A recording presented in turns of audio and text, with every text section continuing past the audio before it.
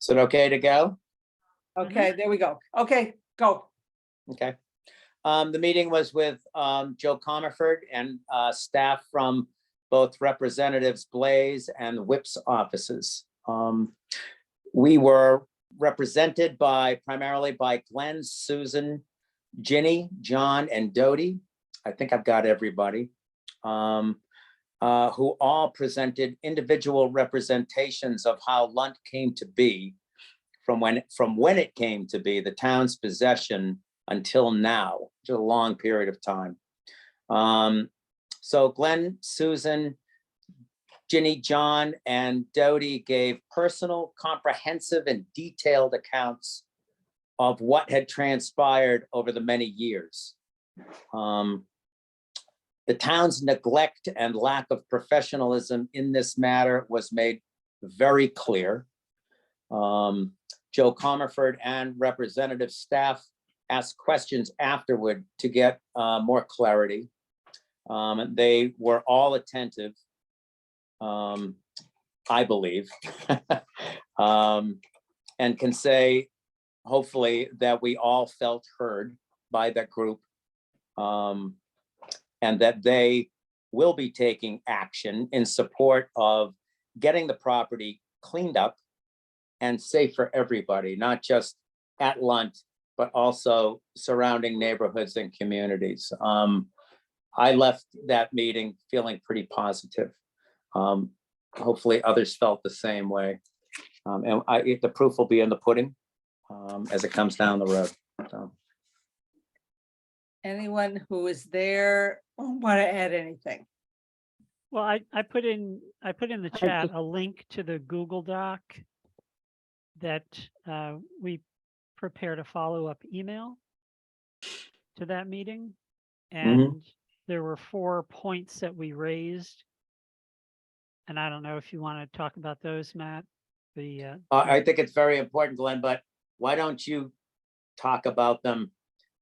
You've got a lot more expertise in this arena. But you know what? I'm going to do more talking than anybody else. So you could just do a quick summary of those 4 points would be fine. I haven't got them in front of me, Glenn. So. All right, it's in the chat. There's a link to the doc. Oh, I bet there is. In the chat. Oh, you want me to read it? You could just say that, just basically go over there were 4 kind of key points. Let me find the chat. We talked for an hour or a little over an hour, but. Oh, yeah. Okay, chat.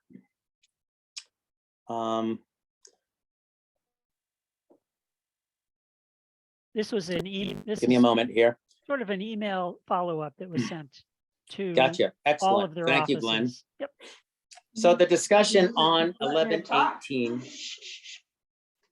The discussion on 11/18/22, November 18th, covered several main themes. The 4 items listed below are what we hope our legislative members can help us with. Number 1, help with securing cleanup funding from the state and federal governments, which is needed to clean up the contamination to make the substance abuse treatment facility safe for workers and residents staying at the center, including respite operations, as well as cleaning up the contaminated groundwater in the Lunt neighborhood residential area off of the site. Funding will also be needed for a perpetual maintenance fund to pay for the treatment systems or system that are installed to clean up the contaminated groundwater at the site. So number 2, reaching out to the Economic Assistance Coordinating Council, or EACC, with concerns that Economic Development Incentive Program, EDIP, which allowed the Lunt developer at 401 Liberty Street, LLC, to get a special tax assessment worth $613,782 over 7 years that should not be continued, since the developer has not cleaned up the contaminated site and has acted in a way that perpetuates the increasing public exposure to hazardous waste. This STA, special tax assessment, should be revoked or withdrawn until the Lunt site cleanup is completed and was originally promised and agreed to prior to site redevelopment. Number 3, request that a hearing be held by the Committee on Public Health, perhaps as a joint hearing with the Committee on State Administration and Regulatory Oversight, to hear testimony on the dysfunction of the LSP board that oversees the privatization of the state's waste cleanup program. The staff for the LSP board has not had adequate support for many years and has not had a staff investigator since 2018, which means that complaints against licensed site professionals, LSPs, have not been investigated for the past 5 years. 7 outstanding complaint dockets remain uninvestigated, including the one filed against the LSP for Lunt. So number 4, to help facilitate a meeting with the Attorney General's Office, Environmental Protection Division, to discuss the feasibility of putting the property into a receivership that will divert the income from the current substance abuse treatment operations so that it can instead be used for site cleanup. This concept would be similar to what is provided by MGL Chapter 111, Section 1271, but there may be other laws that would be more appropriate for this situation. This process could be very useful to motivate the site developer to assist in the cleanup efforts to risk losing control of the redeveloped property. And that is it. I got a hand raised here, but I don't know what that means. Pamela, All right. Pamela, you're muted. I apologize. I don't know what SGI stands for. And if you could explain, I loved what you just said, Matt, but I don't know how Vermont chapter, I can't read the rest of who you are. Let's see. No, so that has nothing to do with, well, I have to change my name every time I come on. So that's another thing that I do volunteer wise. Okay. Let me get back into chat and see if I can tell you what your question.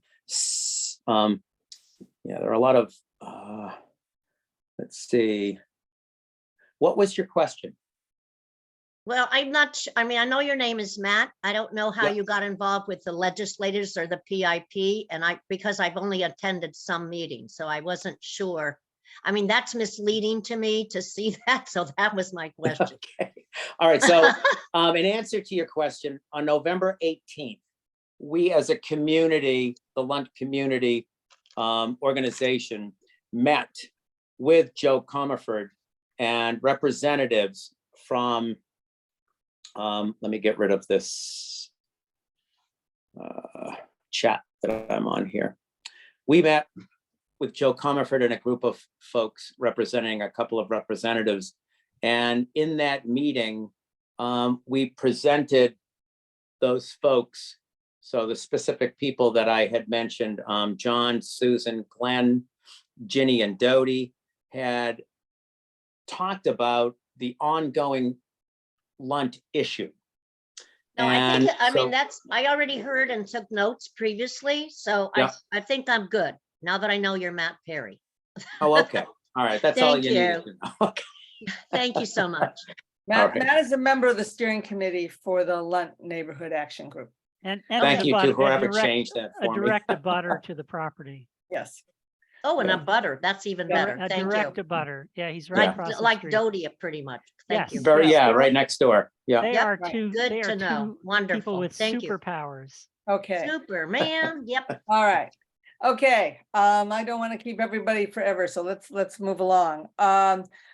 DEP questions for the city and when the answers are due. Glenn, go for it. Yep. So, you know, we're as the mayor would say, we got in this at the 11th hour, but we're actually, that's just not the case. We're actually almost at the very beginning of this process, which is already dragged on for 10 years. It's not supposed to be this way. It is supposed to be from initial discovery of the contamination to the full cleanup is supposed to be less than 6 years. So we are way outside of normal here, But we got an audit performed by DEP as a result of us organizing the PIP. And the DEP audited the site and found that it was in noncompliance. The city was issued a notice of noncompliance and required to submit a supplemental scope of works to actually conduct a legitimate comprehensive site assessment. That's what's required by law. That was never done. And DEP found numerous deficiencies in the information that was submitted by the LSP on behalf of the developer. And they found the city in noncompliance, ordered them to submit a supplemental scope of works, and the developer responded to that. The city has never responded to it. Even though the city is the responsible party, the developer responded with a half-page proposal to test a couple of properties for contamination, for air contamination, and essentially put in a couple more monitoring wells. And it literally, their plan was literally a half-page long. It was pathetic. And we responded to that, and we emphasized all of the things that DEP found in their audit and said all of these things are legitimate and must be addressed.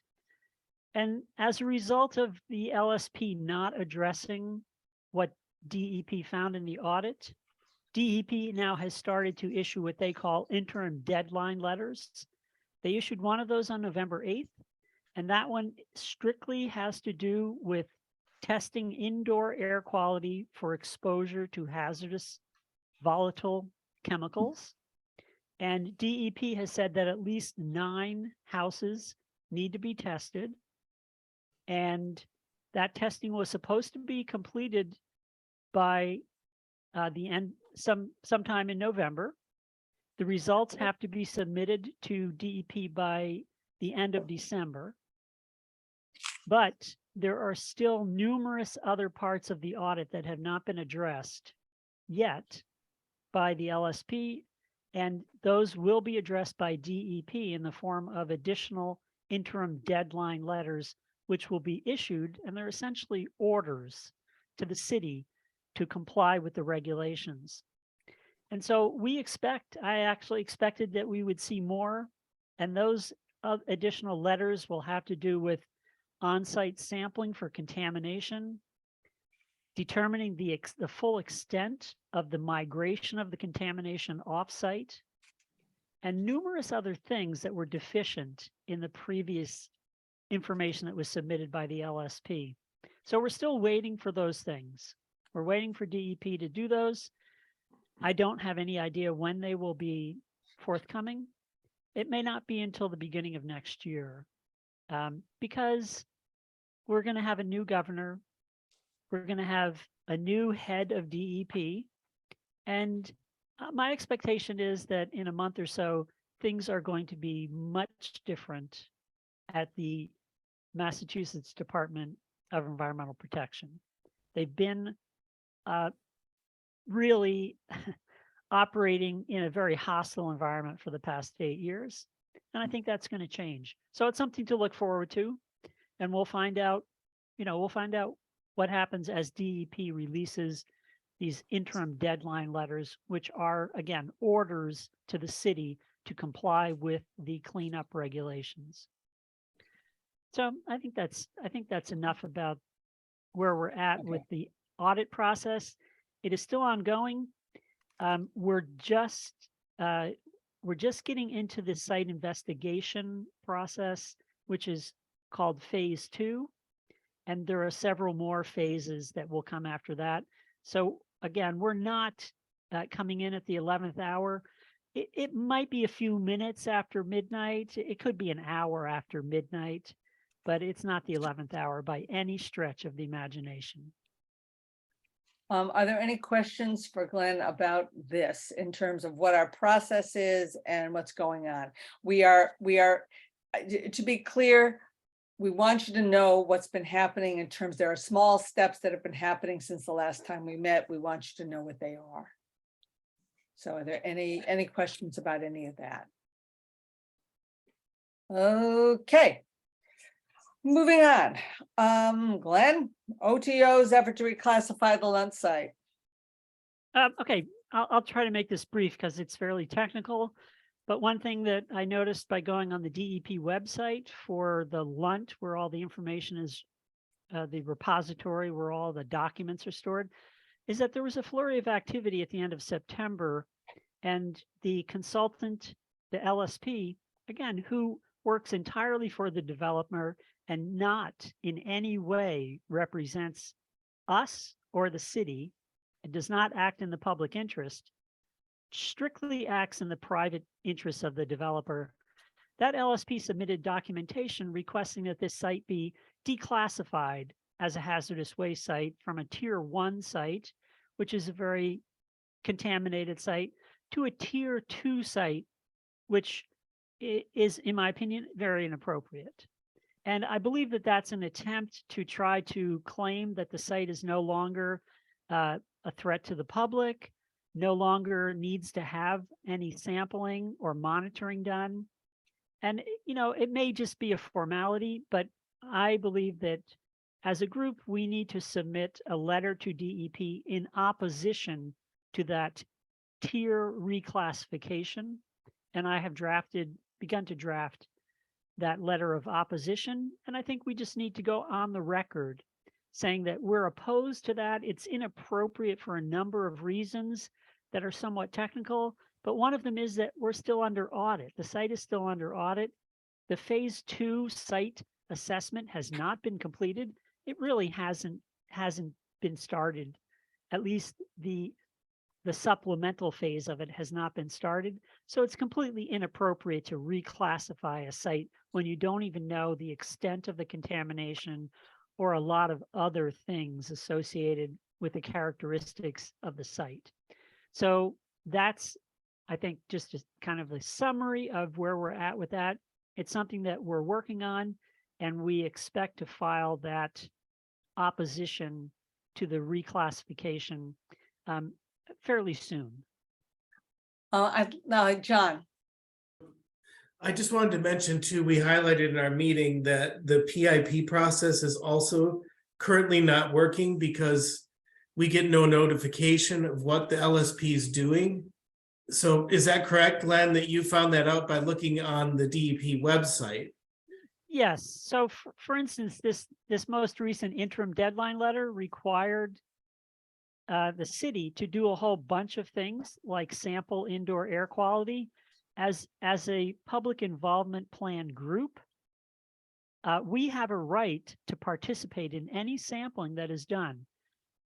That's a right guaranteed by the regulations. However, the city has not contacted anyone in our group to offer that opportunity for us to split samples with them. So the plan, the public involvement plan, is not being implemented. The city is completely abdicated their responsibility to follow the regulations. And that is also something that we should point out to DEP. And we will, as soon as, we'll get to this a little bit later, as soon as we get some funding to hire an independent LSP, that will be a main focus of the efforts that we'll have once we have an independent LSP. Just so you know, I would like, oh, go ahead, Jenny. Just like to say two things. One, that I felt that the legislators were very interested in what we had to hear, and that they also made clear to us that until the administration changes in January, things really won't move along. But I also wanted to say that the special tax assessment, where We're gonna get there. Okay, all right, very We're good. gonna get there. I'll let you go. Okay. I just want to make sure that everybody's clear on this, because I would like to at least find out, is there anyone who objects to sending a letter to DEP that would, you know, put forward that we are objecting to this tier 2 classification? Because what it basically means is they think that things are done that haven't been done. And that we can we will let them know that the PIP process is not working and that has not been followed. Is there anyone who would object to that rather than trying to ask everybody to vote on it? Dodie, do you have something you want to say? You're Go for muted, it. Dodie. You're muted. I don't object to that, but I'm wondering if we should CC like Mara Hewley or something, just because what you're saying, like this DEP is kind of maybe more of a wash than we'd like. Does it make sense? I don't want to lose that. I mean, that letter I think is a very important one. It's definitely way premature to change a classification when we don't have the information we need. I just want to make sure that maybe can we CC it to a bunch of people as well? Glenn, does that make sense or no? Yeah, my feeling is that we need to put it on the record and Okay. ask that it be added to the repository, because all of this creates an administrative record that may eventually be useful if there is litigation involving this site. So we want to be sure to build a strong foundation. And so, yes, we normally copy our elected officials on all of these kinds of documents that we send out to keep them in the loop, and they appreciate that very much. Okay, so it looks like we are going to move forward then on this letter, and we'll start that process and get that done. Okay, Dodie, you're up. Meeting with the mayor. Okay. I don't want to waste anybody's time too much on this. It was kind of, I left feeling like, wow, that was really a waste of time, but I think it was also important, an important meeting. Boy, she is something else. No eye contact at all. Doesn't give you any eye contact, nothing. She definitely is invested in this OTO, who we have with OTO, the LSP, because she's used him throughout the city, she says. And she reassured me that there's other contaminated sites in Greenfield, which I was glad to hear. But, so she's like, really thinks she's, there's no reason to change from this current LSP to an independent LSP. She said that she's lawyered up with an environmental lawyer, which she felt would put pressure on Pellegrino and those at the table. She feels that DEP is like kind of like the backup to whatever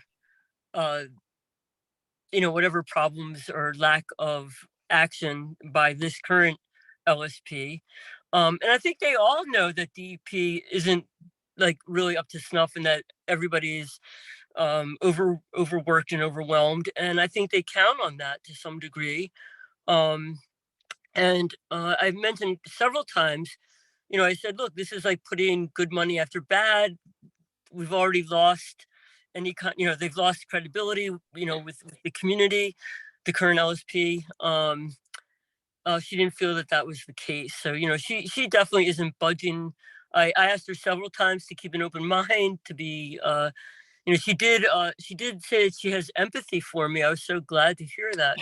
And Glenn, she did say that you're an imperfect messenger. I thought that was an interesting comment that she made. But it was just I kind of see how frustrating it is working with her. I'm just trying to think if there are any other tidbits. I don't know. She mentioned the lawyers, Pritchard or somebody like that. Pritchard. Yeah, Prickett. Cricket. Yeah, And, you know what? She thinks she has let me just jump in. She claims that she has an environmental lawyer, but you know who that environmental lawyer works for? Pellegrino. yeah. He is an attorney in Pellegrino's office. Right. Rafer PC. Correct. That's who she thinks It's is just her amazing. environmental attorney. Yeah. Keeps on going around. I Anything think else? I would like to encourage other people in our PIP, though, to make an appointment to meet with her. I just think that's one thing we can do, and I think she needs to keep hearing from the community, like, directly. I don't know. Well, That's all. I'll say I met with her for an hour and a half, and I know how difficult it is, and so I appreciate the fact that you did that, Dodie. It's not easy. She is a totally unresponsive, stubborn, incredibly Yeah. stubborn person. So, Yeah. but you got to do it. She did say, we talked a little bit about Lunt, and I'm like, I just can't believe that they're completely absolved. Just because they declared bankruptcy, they're absolved. It's just Yeah. hard for me to Mhm. it's hard for me to really wrap my mind around that. But I guess only in America. I don't know. It just seems crazy. Um, I don't know. And then what else did she say? She did a piece We lost you for a second, Dodie. silver Dodie, we that lost she you. got from Lunt. Oh, oh, oh! It wasn't important. I was just saying that the conversation digressed here and there, and she was talking about how she actually has a piece of silver from Lunt, and I was like, oh, that's great. I don't know. But I think everybody at the time, it's what I'm gathering is that 10, 11, whatever years ago that was, I think people saw the writing on the wall and they moved to do whatever they could to, like, get the most out of it and protect themselves. That's the sense I had. Any questions for Dodie? Dodie, I'd like to thank you for doing that because I know meetings with the mayor around this issue are not easy, and I really appreciate you doing that. Thank you. Can I just say, I'll go, but I want a partner. I'm amazed Caitlin called me back, and I don't want to go alone. I mean, the woman's a tyrant. So any other volunteers, they want to carve out and look at my schedule and your schedule and just go get in her face about this. I agree with Dodie. And I'm not scared of Okay. anybody, really. Anybody would like to go? She's talked to me, so she's not going to talk to me again. Anybody else, anybody would like to go? Let me know and I will connect you with Pamela. Thank you. Okay. Thanks, Pamela. All right, onward. LSP board. Glenn, you're up again. This is more good news. So there is in Massachusetts, we have this waste cleanup program. It's very similar to the Superfund program at the federal level, but it's the state version. It's called the Mass Contingency Plan. And that program, it's also referred to as 21E because that's the chapter in Mass General Law where it's found, Chapter 21E. But anyway, that program several years ago was privatized. And that means that the state is no longer responsible for overseeing the cleanup of hazardous waste disposal sites. It's now done by private entities, and that's what we've talked about, the LSP, the licensed site professional. And licensed site professionals are supposed to be highly trained, credentialed individuals who, have gone to school and passed exams and are competent and qualified to do this work. And that process of licensing the LSPs is overseen by an LSP board, which is a state board made up of numerous people, including a lot of DEP workers, employees, as well as consulting firms. OTO, the company that is currently been working on Lunt for many years, they have their president is on the board of the LSP board, but other companies as well. And that board meets monthly, and they kind of oversee the privatization of the cleanup program, mostly having to do with the licensing of the LSPs, but there is also regulations that go along with that.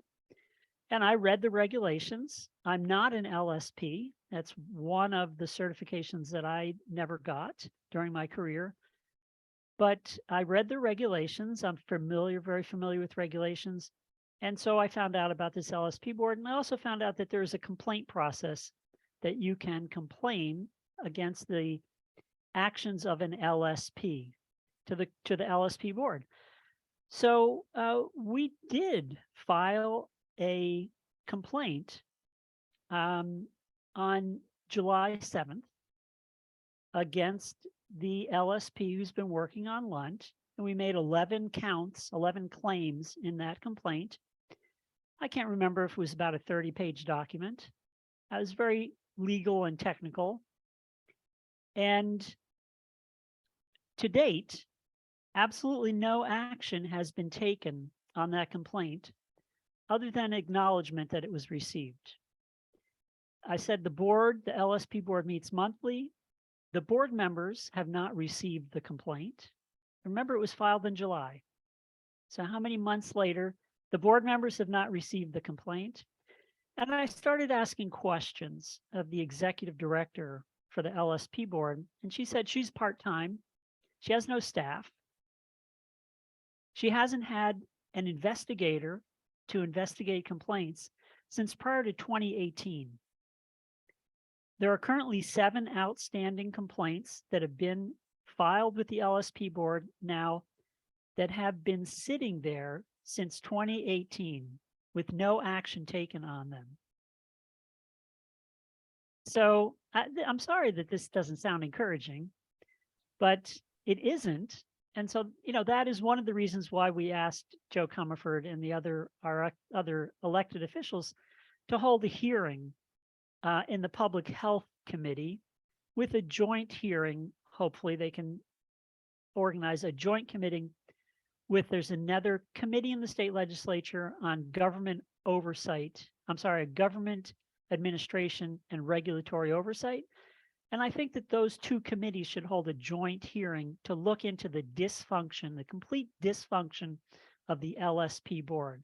Obviously, it's been in dysfunction for 5 years, but something needs to be done. Now, of course, I'm hoping that the next administration and the next legislature will want to blame everything on Charlie Baker because that's what they like to do. But in this case, it's clearly his fault that this privatized program has been turned into a mockery of regulatory implementation. It's a farce, and there is no accountability in this program. So that's one thing that we have raised consistently, is that there hasn't been any accountability. There was no accountability or oversight until we got involved, until we formed the PIP and pretty much forced DEP, and they admitted that. The audit was a direct result of us forming the PIP. So I'm not sure what else can be done. We've been promised that we will get a copy of the LSP's response to our complaint by the LSP board meeting on January 10th of 2023. That is the first time that they've given me as what's called a date certain by which we will receive something. But remember, there's been no investigation. They have no investigator. They claim that they're in the process of hiring staff for the LSP board and hiring an investigator. But where are they going to start? Are they going to start with the complaints from 2018 and work their way up towards 2022? Or will they start with the most recent one and work backwards? I have no idea. I don't think they know. So, I think that's one thing that we can do as a group. We can all individually contact Joe Comerford and our representatives and ask them to put this high on their list of priorities for the next legislative session starting in January, to hold a hearing, a joint hearing on this regulatory mess, the privatization of the waste cleanup site. Lunt is kind of the poster child for how this program has completely failed communities. And it's not the only example. There are plenty other ones, but this is the one that we know about and that we can testify before that committee hearing about. Anybody have any more suggestions? Ginny? No? Okay. So I want to make sure everybody understands what the issue is here. We all clear? Yes? Yes, everybody's nodding. Okay, I think we're good. But the important thing here is that, this was part of our discussion with Joe and with the state reps. I will make sure you have a copy, the link to that document that was put into the chat so that everybody has it. But the whole question is, we've got a dysfunctional system. It's not working for us. We're going to try to get it to work. Dodie, do you want to say something? Yeah, just a quick question. I'm sorry, I'm in my car on Sure. my iPhone. Oh. And that's why I'm not using the chat as well. I'm just wondering, like, I understand putting the pressure on the state, but like, is it premature? Or do we have enough of a ball to like even knock it out to like to the EAP? The EPA? EPA, I meant. I'm sorry. Yeah. Yeah, so this program in Massachusetts essentially replaces the EPA federal program. Massachusetts has what's called primacy under federal law, and the program is entirely is entirely handled by the DEP in Massachusetts, although the EPA does provide funding through an allocation to DEP to follow up on the regulations, but otherwise the EPA does not get directly involved because of this thing called primacy. The prime entity in Massachusetts is the DEP. However, the DEP, like I said, has privatized this program. So they've taken it off, essentially off of their stove, not even really on a back burner, and let industry essentially regulate themselves. So, that's why a hearing is appropriate. When this kind of program that has a lot of public health implications is put into the hands of private consultants, there's a lot of shenanigans that happen. And we have clearly seen that in this case. We've seen nothing but shenanigans, really. And just to add, I mean, clearly they know this.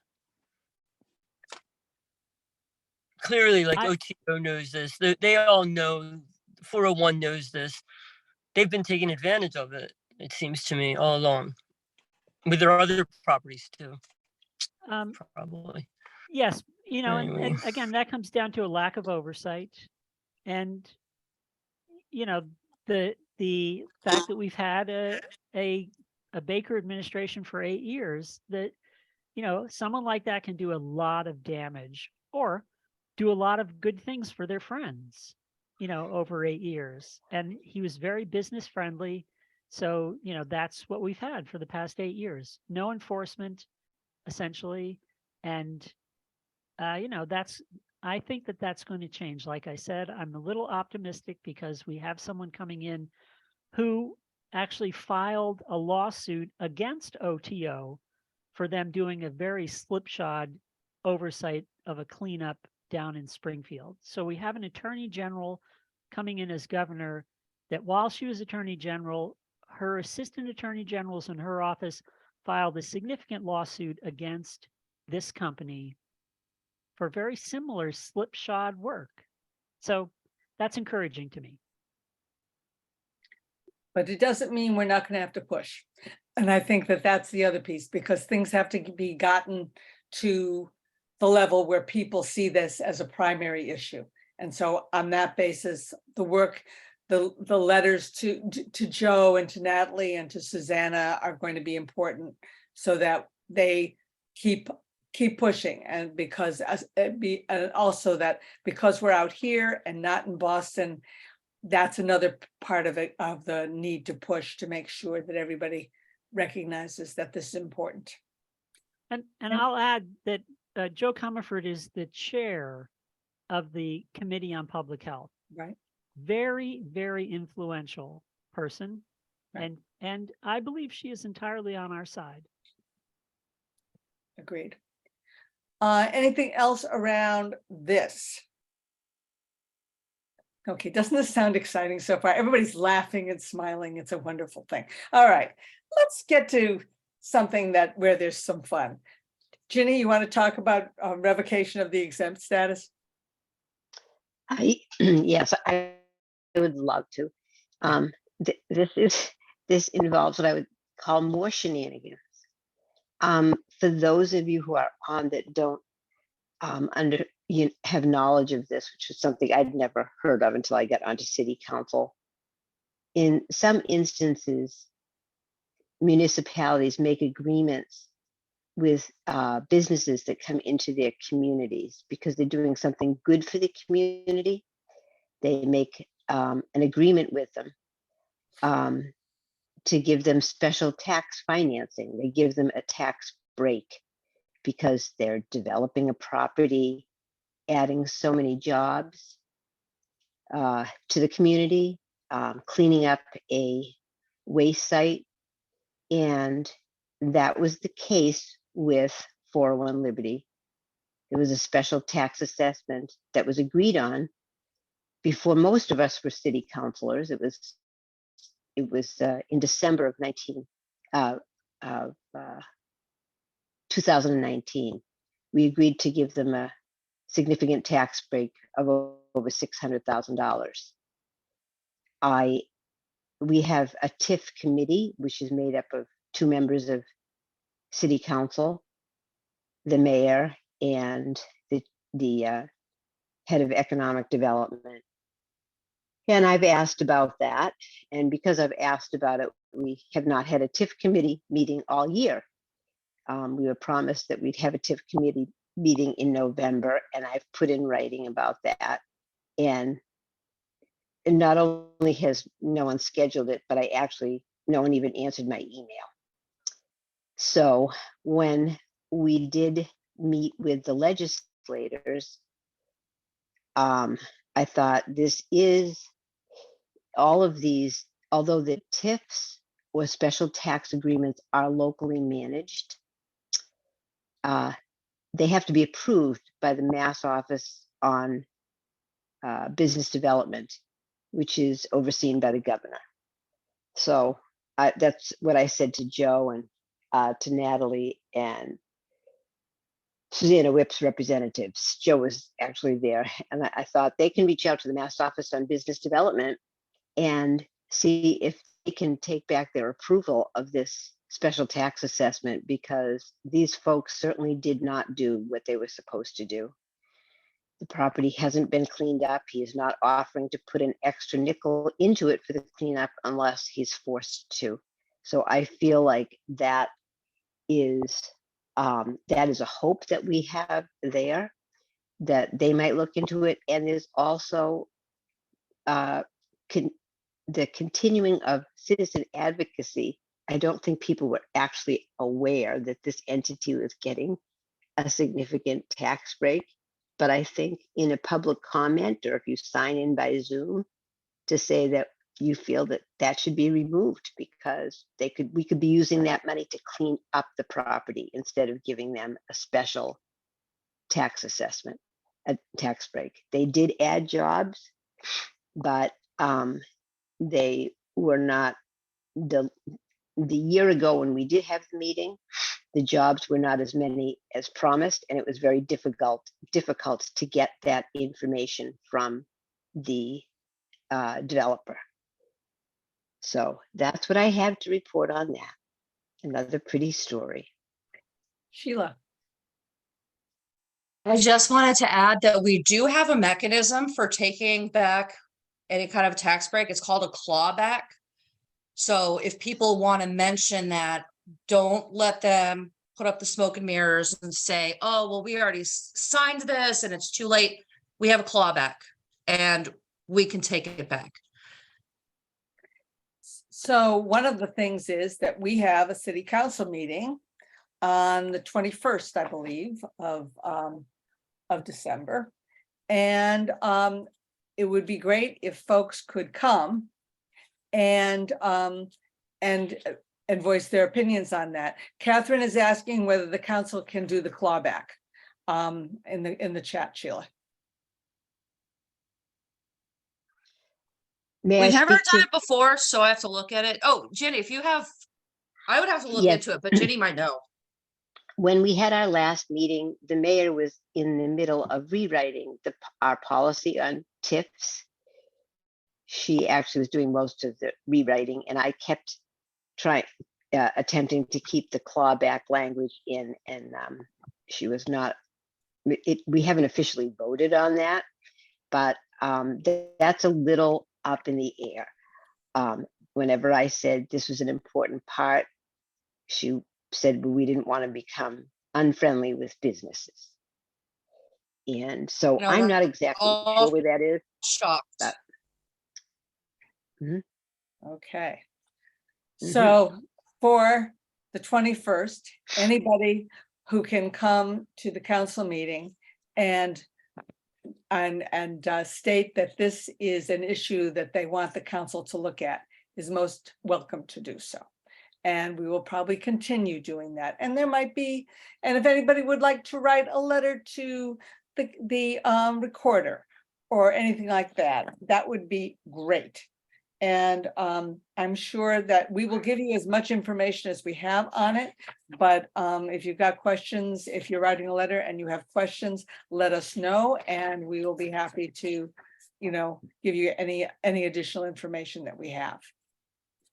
But you'll have the statement from the discussion that we had with the state reps, and a little bit of more information. Pamela. You're muted. I'll be brief. I went to that sort of forum with the recorder, and the topic came up with, what do you do when you're trying to get on that opinion page and the editors won't let you in? And, several of us said that. And so they're like, oh, it's a space problem, and but don't worry about it. And I don't know if I'm sure you all know Al Norman, but he literally said, just be the squeaky wheel and keep begging to go on the opinion page. And 4 of us walked out at the end of that. It wasn't quite over. And we said, I guess if we can't get on that opinion page, period, it's up to us. It's our fault. And I was so annoyed by that, because you all know how many times I've said why I gave up reading the Greenfield Recorder. I mean, they have John Boss that I highly respect. He's from Shelburne Falls. They have other people that get to write this much, and then you try to squeeze in a little something. But when you've got a publisher and 3 editors and all the reporters in that room at that cafeteria, they don't want to put something in, because I started off by saying you're biased in favor of the mayor. Of course, they didn't want to hear that either, but I know the facts. So I highly respect people getting things in, but if you're not well known or well liked by that editor, he never called me back. And then I got to say in person to them. Well, I know John. Let me see if I can talk to John about doing something in his column, since, Yeah, he's and by the way, brilliant. John now lives in Greenfield, but let me talk to good. John. Let me talk to John. He's brilliant. He's brilliant. But that is not that's an op-ed. Those my turns take up the whole paper on a steady basis, some of them. And then you got a little tiny place where you're allowed this many words, we peons who don't have time to write these long letters. Thank you. John is a member of the PIP group. Yes, he is. And I will contact John. And I've talk never to seen him in my room, so I apologize.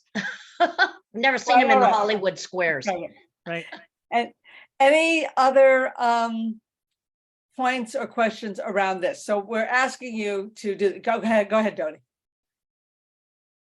No? Okay. Any other questions, comments? We'd like to encourage you as much as possible to go to council and to bring this issue up and push, because then the council has a way to be able to talk about it. Okay, I do have are you asking general questions? Go ahead, now? go for it.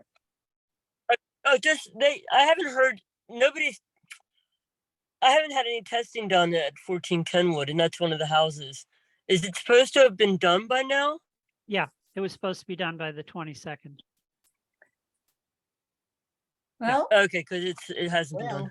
They haven't contacted you? They haven't contacted me. I'm not Okay. Or they surprised. have, of I didn't course. get it. I mean, Yeah. how do you know how, Is the contact through a letter? It's not specified. They have to provide proof to DEP that they attempted to contact you. Right. Yeah. So, might be useful for you to contact the DEP and just say, I'm one of the abutters who was supposed to have their house tested and no one has contacted me. Can you, what should I go with that? Yeah. And just let them know. And I can give you the email address for, Great. okay. I'd be happy to do a joint call with you, Dodie. Oh, great, great. Thank you. Okay, so Glenn and Dodie will call. Okay. And Stephanie Duclos said, should I pay for having my water tested? I believe that was recently. And somebody said, yeah, go ahead. I mean, who's got money for that? It's not cheap. They don't do it for free. Right. And if they don't have and if they're not looking for the right stuff, they won't find it. No. That's the other piece. They don't want to find anything. Okay, anything more on this whole question of revoking the tax exempt status for the Pellegrini and who is now getting benefits from us as a result of this? Okay. And the last bit of things on our agenda is the tag application. Go, Glenn. Okay, there was one other thing, and that was a petition for revocation of the exempt status. Right. Okay. So do we want to set up a petition? Is that what the question is? Yes, well, it's not setting up a petition, but it's Yep. petitioning the DEP. That's just a different kind of use of the word petition, Okay. but it is petitioning them or requesting them, asking them, whatever you want to say, to change the exempt status. So back in 2017, again, I don't want to get into the details of this. Let me be clear. You're talking about the tax exempt status. You're talking about I'm not something talking else? about the tax Okay, exempt status. that's the problem, is that there are two different things. Okay, It's a different exemption. okay, Back in the summer of 2017, DEP sent a letter of interim deadlines, very similar to what they just sent to the city, but this is in 2017. They sent that to 401 Liberty, to Rafer Pellegrino, and they said that legally, as the tenant, you are exempt. You're called an eligible tenant. You're exempt from requirements to comply with the regulations as long as you do the following things. In order to maintain your exempt status as a tenant on this contaminated property, you must do the following things. Otherwise, you'll be considered a potentially responsible party and held accountable, responsible. So they must do these things in order to maintain their exempt status from being considered a potentially responsible party. That's just the language that's used in the regulations. They can't cause the situation or the release of contamination to become worse. They can't cause any new releases of exposure. They can't cause any new exposure to the release. They have to take reasonable steps to prevent exposure to people. They have to control the potential risk to the public, to safety, to welfare, or to the environment by taking immediate responsible actions. Those are all things that they have to do in order to maintain their exempt status. And guess what? I'm just going to say this.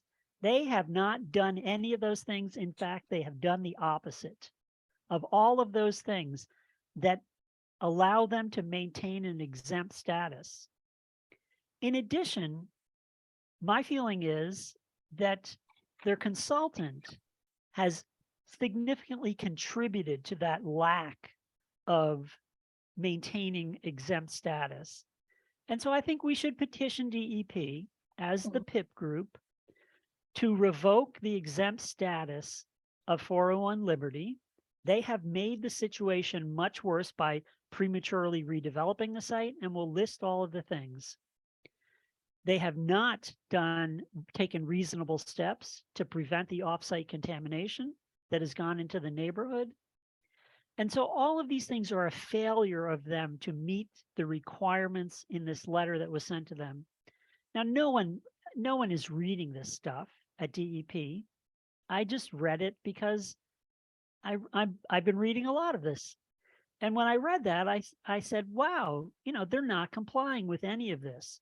So I think that's the point. We should petition DEP to revoke the exempt status of both 401 Liberty and then assign responsibility where it really belongs to the what's called the key decision maker for this property. And that has been the LSP working for the developer.